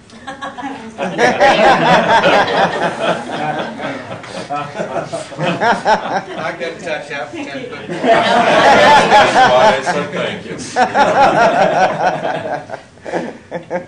you. All right, informational, we'll vote on this next meeting. Thank you. Approval of property tax rebate to 3M Corporation. Andrew, you want to make any comments before we put this into a motion? Again, these are part of our agreements with the city of DeKalb on what we have done to attract commercial industrial business to our community. And so for 3M, we are in the 4th year of rebates. Next year will be our last year. This year it'll be refunding $169,000. And then with Panduit, we're in our 2nd year of our agreement. And unless there's any other further questions. Just one question. Maybe 3M has a history of returning that, correct? 3M does not target those. Target this, okay. Correct. Okay, thank you. All right, it's been recommended that per the intergovernmental tax abatement rebate agreement dated September 9, 2006, it is recommended that the Board of Education approve the tax rebate of $169,496.42 to 3M Corporation for the tax year 2011. So moved. Moved. We have a second. Roll call, please. Jessica Lyons, Yes. Tom Mattia, Yes. Mike Burbick, Yes. Tracy Williams, Yes. Cohen Barnes, Yes. Nina Fontana, Yes. Michael Lord. Yes. Subject D, it's been recommended that the Board of Education approve the Panduit Corporation tax abatement amount of $107,117.87 for the 2011 tax year payable in 2012. Motion? So moved. Second? Second by Tracy. Tom, quick question. Yes. Both are prohibited from appealing their assessment, correct? I believe that's written in the agreement, but I can't say for certain. Okay. Roll call? Mike Burbick, Yes. Tracy Williams, Yes. Cohen Barnes, Yes. Nina Fontana, Yes. Michael Lord, Yes. Jessica Lyons, Yes. Tom Mattia. Yes. Motion passes. In new business, we have been brought to us for approval of the insurance premium and benefit package. Jackie, Andrea, you want to discuss this? Yes. Andrea, you can chime in anytime you want. The insurance committee works under a really tight schedule because we are just given 2 months before the new rates would actually go into effect, that we can actually sit down, discuss, try and make decisions, coordinate schedules, whatever else, to approve any plan going forward for our insurance benefits for our employees. So I apologize for the tightness of trying to get everybody informed, everybody on the same page, but it is something that it's kind of the nature of the animal. So we are looking at a 9% increase in Blue Cross Blue Shield, dental insurance with Delta, 5% increase. The vision insurance, that one will kind of throw you. It is a 96% increase. The vision, the committee did decide that they would like to improve the benefit from a once every 24 months to get glasses and contact lenses to once every 12 months. Now the difference goes from a $3 per month charge to a $5 a month charge for that particular benefit. And overall, in blending everything out, that 96% is of course factored in. Along with the group life insurance, we see a decrease of 18.9%. Overall, the other insurances were not increased at all. Overall, it is a 9%, 9.09% increase in the insurance rates. So that is what the committee is looking for you to hopefully approve tonight. And if you do have any questions, we have some of the members here in the audience tonight, along with myself. So, one quick question, the employer cost, the amount in the packet on the second page of $492,485.92. That is inclusive of all of the increases, correct? Yes. Does that include the eye care and so forth? That's right. That's right. And the difference in some of the illustrations, that second page is an overall cost of premium that includes the employer and the employee cost. It is what would be paid to the insurance company, and that is, there is a difference you will see in that percentage. The overall cost is 9.1%, almost 9.2%, versus just what the employer pays, which is 9.09, 9.1%.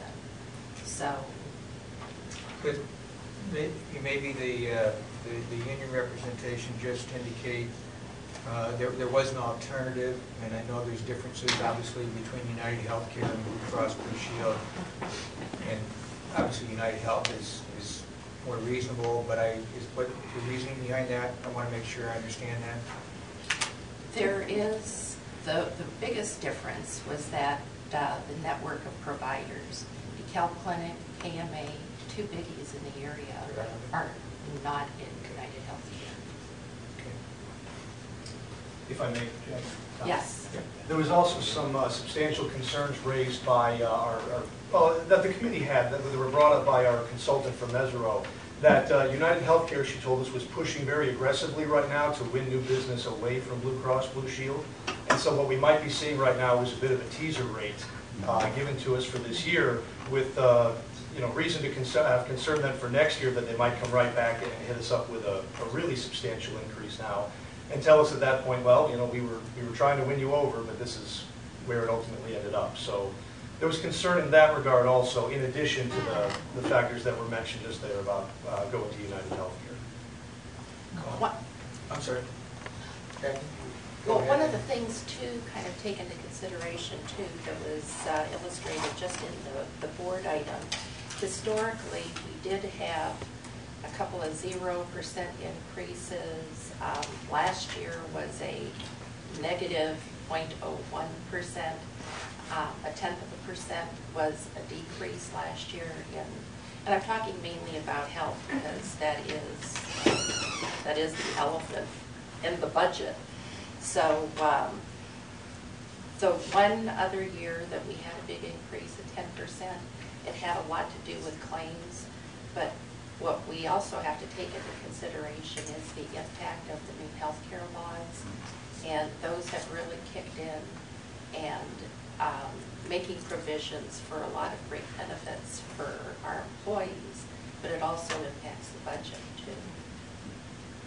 I've got a grip on that personally. Mike?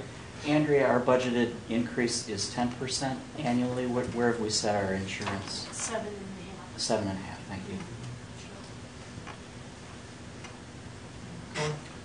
The board packet was ginormous this time. I gotta be honest, I mean, I got through a majority of it, but I didn't get through all this. So forgive me if this is in background information, but going from the increase in the vision benefit from $3 to $5, what was the employer burden there compared to the employee burden on that $2 difference? Like who picked up the $2 that had? Yeah, well, one of the things first historically, there has, when we first got the vision insurance when it was added to the employee packet, it was only 7 years ago, 6 years ago. And the first year there was a 0% increase. Then we switched to IMED and went with a negative 35% increase or decrease, a 35% decrease. And then there hasn't been an increase since. So that's one of the things. The employer cost, I didn't factor it out for just vision alone, but it is included in there in the overall cost, that 9.1%. So I don't have the breakout of the employer. Overall, the monthly bill is right around 3,000. Well, I have it Yeah, right it's here. 25,000 currently, and Yeah. projected to be 50,000, so we doubled it. My question is, what's the split? Is it 50-50? Is it a 70-30? Employee, employer? You know what, it depends on the union. Teachers, it would be 95-5. Some of the others are 90-10. There are a few that are at 100%, and that's just the employee paid. And I'm sorry, and Tom, last question on it. No. So the discussion, like here we are doing a land swap deal, and part of the reason we're doing it is to save the district $42,000 annually. I'm curious about what the discussion was like in the room to increase the vision benefit when that's an impact of $25,000 annually to the district's budget. So I'm just curious how that conversation played out. Yes. TJ, is that something maybe that you would like to speak to? Since a lot of it did have to do in between the meetings that we had, the unions did go back to their constituencies and spoke to them about any of the changes that might be made, changes that were offered. Sure, if I may, and maybe coupling with that, Cole, in response to your previous question right there, any increases that were going to come on in any one of the individual health coverages were going to be covered in a proportional manner, as Jackie said, to what's currently paid out by the board versus by the employee, and that is going to be different in terms of each particular union right there. But the view wasn't on, at least I can speak for my own unit that I was representing there. The viewpoint wasn't simply to say that the board was going to field the full amount of the cost of the increase right there. Some of that amount, again in a proportional amount to what we pay right now, was coming out of the individual employee's pocket as well. So all things considered, the people who were there voting on the committee realized that while there was going to be an increased cost there, that we felt the benefit was worth it in that particular case. I recognize the board might feel differently, but that was the view of the voting members of the insurance committee in that particular aspect there. But I didn't want it to come across that the committee simply sat there and said, well, the board's going to pay for this, so let's go ahead and up the coverage. Our view is that it is paid for by everyone involved. I guess the exception to that would be anybody getting 100% of their insurance paid for by the board, and there are very few people doing that. So the majority, I can say all of the voting members of that committee representing unions will be paying an increased cost there as well. But there was a pretty substantial concern there that over the years, the level of service here has been diminished while rates have gone up. And while it looked like we were certainly going to get a rate increase and no real way to get around that, there was concern then about lowering the level of services there too much to make this insurance a little bit more costly to the end user. So I think that was part of our thought process on that. And I do appreciate that. My only concern would be just the standpoint of with health insurance costs increasing, we're having such difficult budget issues going forward to choose to increase a benefit at the cost of, I know it doesn't seem like a lot in light of our budget from 25 to 50. I would love to have more conversations around the impact to the district from the budget as a whole in the future, where we just try and maintain what we have and not increase what we have from a benefit perspective. Can I layer on that? At the same time, we're talking about that, when you're looking at the dental, the vision, and I understand we've discussed the health insurance, each one of the recommendations made by the insurance committee is the highest of the bids that we received. That's kind of disheartening at the same time. It couldn't, we're looking at a $24,000 increase in our premium provision. We could have chosen one that was lower than that, and the same with dental insurance. A lot had to do with networks and network providers, and that had a lot of work to the committee, so that going with some of the other alternatives, we would be not only, we'd be maintaining maybe closer to a budgeted level, but what our employees would have access to locally or otherwise, region-wise, would definitely be reduced. And all instances, a lot of it did have to do with the network. Tracy? I realize this is just a recommendation, so if we wanted to do something that the coverage is the same for eye, for example, how do we do that? Is that? You can alter what the recommendation is at the end of the day. I mean, we are stating that we went through, and actually, this was everything the insurance committee had to go through. We've looked at all the history, we've looked at all the providers, and there are some challenges being in DeKalb with limited providers within our location. And we did discuss the impact to the budget, and we know overall that this is rather impactful, and the decision ultimately rests with you. But looking through the committee at everything that was presented in front of us, this is ultimately where each of the union folks went back, like we said, and came back. And this is their feedback. And from this juncture, then it's, we can alter that at the end of the day if that needs to happen. Mike, or Nina, go ahead. Do we have time to take it back and try to get it down to the 7.5% level that we had budgeted rather than a higher amount? Do we have time for that? Or? There is a possibility of meeting tomorrow as a committee, but we will need something this week to be able to go forward. Thank you.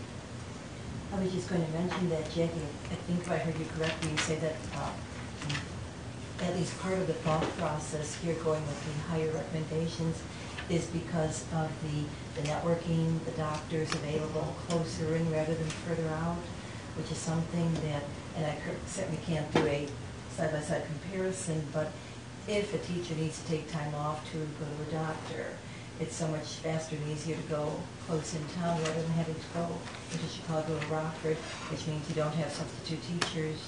So again, there is something there to consider as well. Any comments, questions? But I think the bottom line is, I mean, throughout this year, we're going to have to try to find ways to get to that number, Mike, and through various expenses. And it's just whether the board wants to send it back now or whether we work in ways throughout the year to try to get there. And I think where we are from a timing perspective, I think we have to do the latter. like that. I feel comfortable with that. But in all practicality, we cannot let people's insurance expire. We've got to have an open enrollment period. And timing, all those types of things, I think, are issues for future discussion. So, any other questions for Jackie or Andrea? It's been recommended that the Board of Education accept the 9.09 overall increase to the cost of the insurance benefits provided for the employees by the district, as well as accept continuation of services with our current partners, Blue Cross Blue Shield of Illinois, Delta Dental, IHED, Mutual of Omaha, K-Flex, and ERS Incorporated. So moved. Do I have a second? Discussion. Last comment, $500,000 increase to our budget by going with this plan. In my business, we went from Blue Cross Blue Shield to a higher deductible to keep it down. We switched to Humana, high deductible health savings plans, constantly doing everything we can to make sure that we meet our budget. To have a $500,000 increase, and that's what's being presented in light of everything going on, I would have liked to have maybe seen and maybe heard. Maybe that's my responsibility as a board member. I should have been more actively involved in that, but I'm just disappointed to see a $500,000 increase. And then throw in, I know it's insignificant, but the vision changed to going from 24 to 12 at the cost of $25,000. I would have liked to have seen something different. Considering our current contractual agreements with our respective unions, I think that it makes it impractical at this point in time to do that. Mm-hmm. Other comments or suggestions? Seeing none, roll call, please.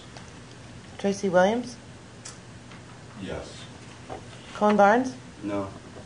Nina Fontana, Yes. Michael Lord, Yes. Jessica Lyons, Yes. Tom Mattia, Yes. Mike Burbick. Yes. Motion passes. Item D, recommended revisions to school board policies, first reading. Any comments on those items that are in your packet? Bring that back for an action item in the next meeting. Any items for agenda building? Jessica? Coming from here, I just left NIU for a meeting to talk about school district and the community. And one of the things that they talked about was basically if a flyer or communication, they were talking about the communication issue still. I talked about the fact that we did do a SWOT and that we have looked at the strategic plan and some of that was image and communication. However, many were saying communication to whom? They were still thinking that what they see is that it depends on who you are that you receive that communication. So they were saying like real estate agents receive it, Renew DeKalb, Chamber of Commerce, they receive the communication, but other entities don't.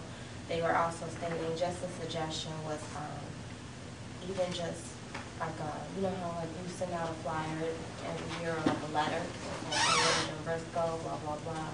They were wondering if the board could possibly send out something like that, so that way they'll know who we are and what it is that we do. I was explaining the issue because they said, well, not everybody is visible. And I was like, statistically, that doesn't make sense. Like, it's hard to go to every single person. 6,000 students in the district. We can't go to you, but our information is there. However, and again, we talked about the cultural thing, because it was a cultural class. It was talking about the cultural issue with that is that if you don't know, like most people didn't even know who the superintendent was, you know, or what they do. So, no. So, it kind of hurts, don't you? Try to get around.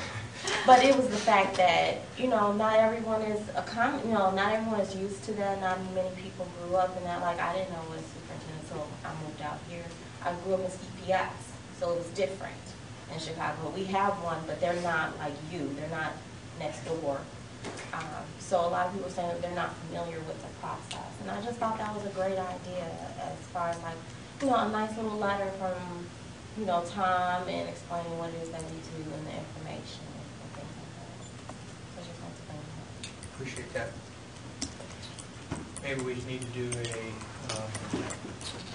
insert as opposed to the annual report and make something available like in just midweek and those sorts of things, or try to figure out ways to improve our communication. So we'll have to figure out which committee we can possibly sign into and so forth. What are the particular group you're talking to? It was just an educational group there in EPS 500 something, and it was different administrators there as well. It was like, you know how they have coffee with the dean type of thing. It was one of those situations, and they invited different people, political people, to come and speak and things like that. So mine was really from the district. Do we have a motion to adjourn? So moved. Do we have a second? All in favor, say aye. Aye. Thank you, everyone.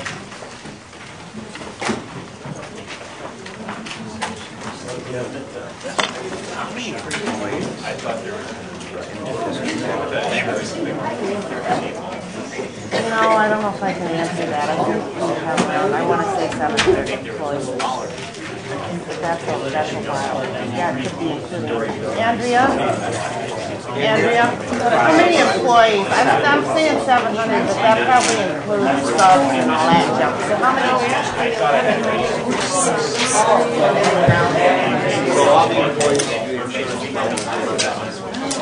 No, subs don't qualify. Okay.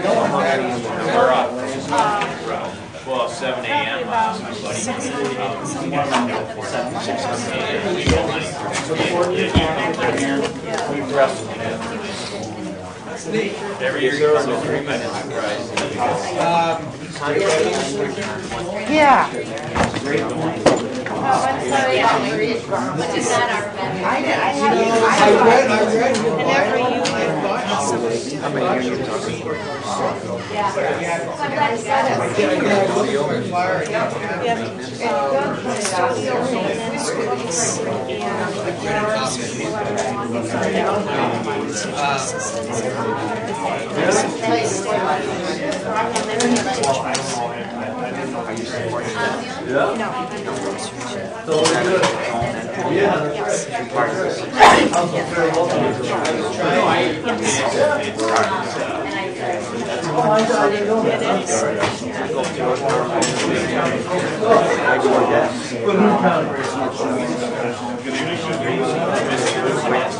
yes. We talked about that. Because I sit on it.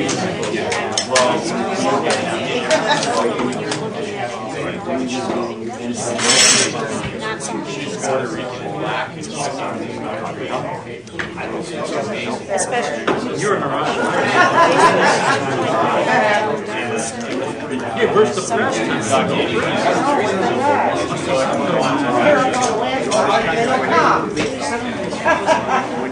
They should have been here for this. That makes it hard. Yeah, I was going to be back up a lot. You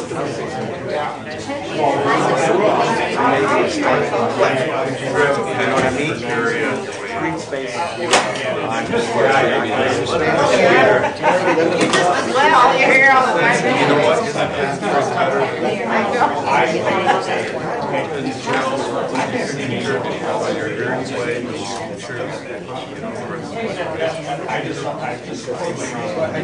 suppose that would be something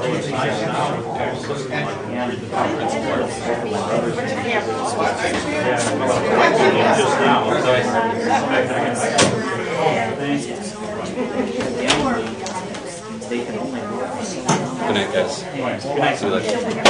Okay, come on.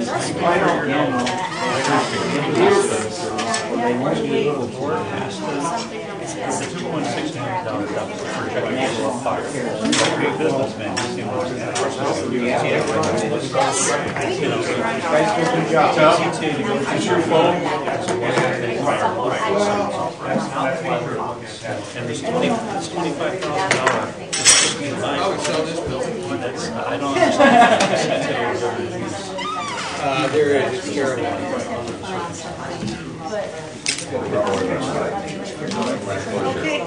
Mike, how's the mayoral campaign going? It's good to hear. Well, been out, I do the door-to-door. How's it out? It's been interesting over the last week. I school board. I hope. Yeah, exactly. I keep referring them to you, so I hope that they're taking advantage of that resource. I think I've got 2 emails. Two phone calls. And so, you're right. I always respond. Well, anyway, good one. Thanks.